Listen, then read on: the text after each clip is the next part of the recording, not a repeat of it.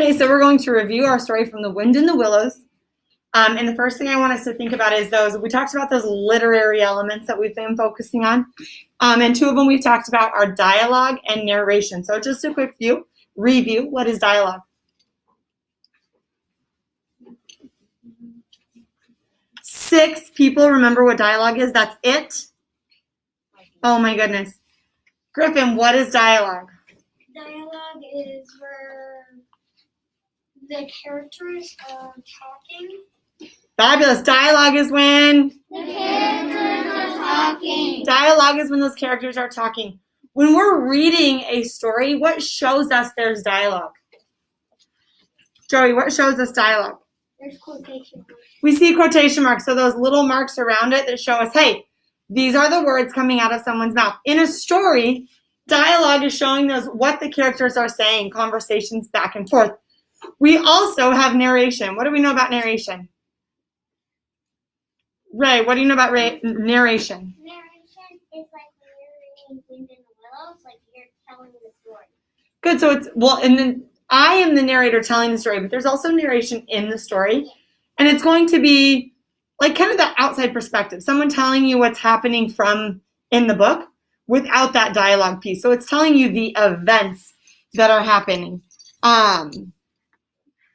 I want you to see if you can identify the elements of narration in this piece that I read to you. So not long after their adventure in the wildwood, the rat and the mole found themselves plodding silently along the country lane. Do you hear narration there? Mm-hmm. We hear that. We hear what the characters are doing. And in that narration, what are the characters doing? Kaylin. They're not just walking. Narration can be more detailed than that. Do you remember how they're walking? Remember, you're right, they are walking, but it says rat and mole found themselves plodding silently along the country lane. What are they doing, Kaylin? Yep, they're plodding along silently on the country road. So we can visualize what those characters are doing. The rapid nightfall of mid-December had already descended among them. The narrator is not just telling us what the characters are doing. What else did we just hear? The rapid nightfall of mid-December had already descended upon them. What else do we hear? Not just what the characters are doing. What else? Kaylin again.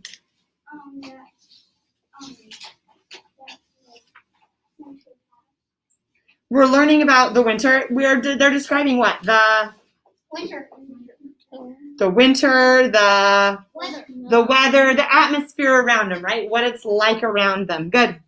So what the characters are doing, what the setting is like in the story. The mole was thinking of supper as he followed obediently behind the rat. In that piece of narration, the mole is thinking of supper as he followed obediently behind the rat. What is the narrator doing in that piece right there? Viola. It's me that rat's thinking about something. It's telling us what the characters are Thinking. Dialogue is going to tell us what they actually say. Narration tells us what they're doing. It tells us about the setting. It tells us what characters might be thinking. Narration gives us an insight to the story a little bit more. And then, but last but not least, one more sentence. This goes with that last one. Mole was thinking of supper as he followed obediently behind the rat, leaving the guidance in the darkness entirely to him. So again, letting us know what the characters are doing, right? So a quick review of that. Narration can tell us, and not only this, but narration can tell us what a character is doing. Narration tells us what a character is doing. Narration can tell us what the setting is like. So narration tells us about the setting. And last but not least, narration can tell us about what characters are thinking. Fabulous. We're going to be looking for examples of that throughout our reading today as well. Now, one of the things to think about too is when you're reading or when characters are reading or when you hear someone read a story to you, oftentimes whoever is speaking kind of has their own voice. So if you're talking to someone like Chloe and I have a conversation with each other, do we sound different from each other? Yes. Yeah, definitely. We have our own voices. A narrator has their own voice too. It's like its own character. Narrator in a story is like its own character.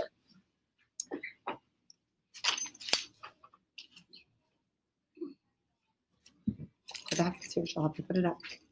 Go.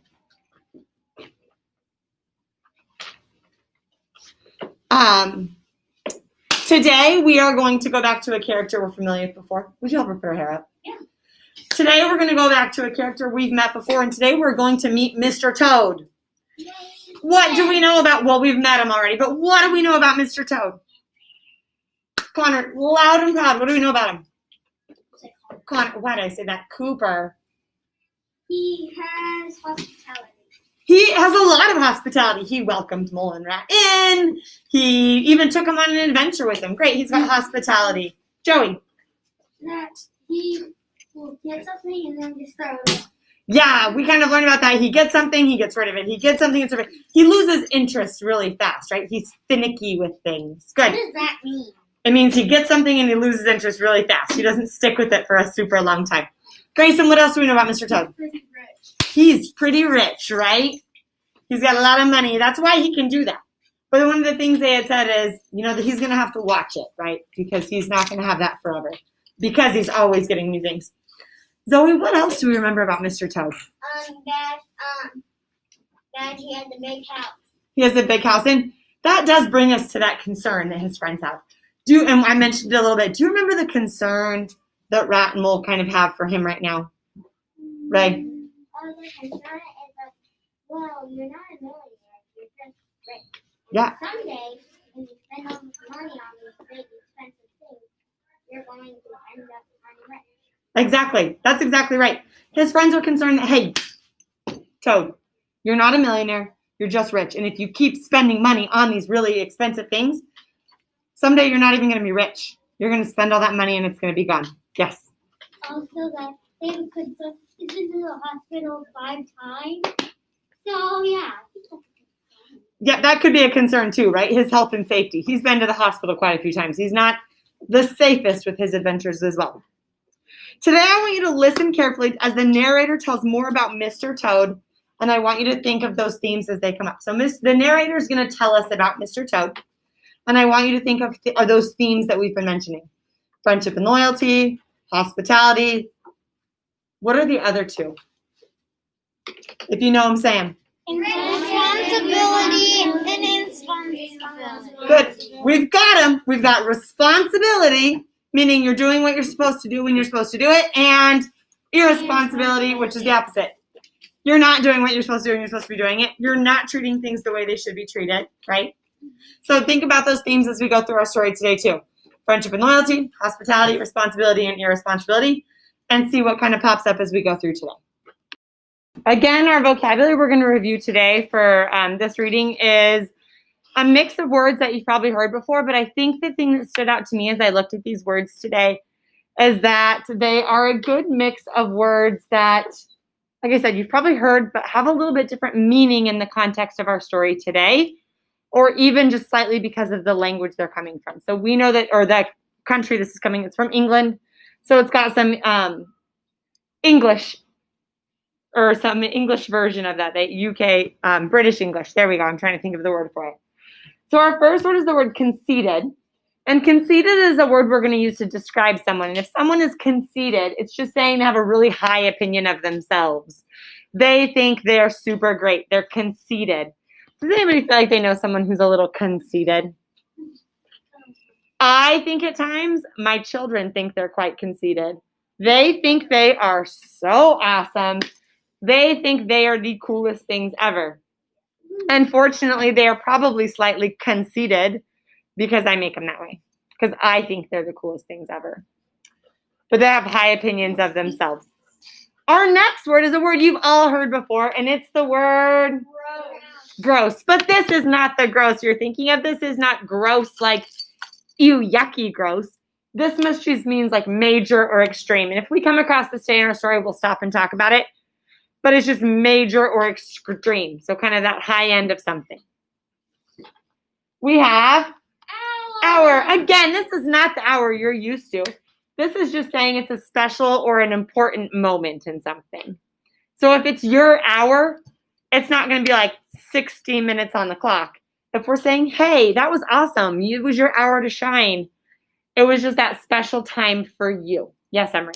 Or at restaurants sometimes there's like an hour. Like happy hour? Yeah. Yeah, when things are less expensive, which sometimes that is really only an hour, but sometimes it's not, but it is. It's that special or an important time in the day.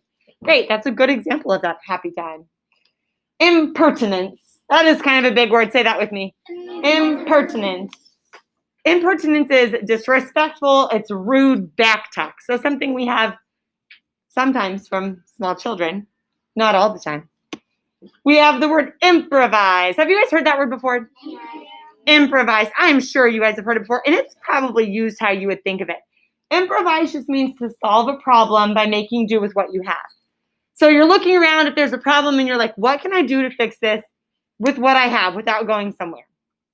So I think of this as like when I'm cooking sometimes, I'll run out of something and I'm like, oh, what can I do instead? The other night I went to go make this casserole and it called for a certain can of soup. I needed like cream of chicken soup and I did not have any. And I was halfway through cooking the meal and my husband was working and I couldn't go to the store because I can't take all my kids.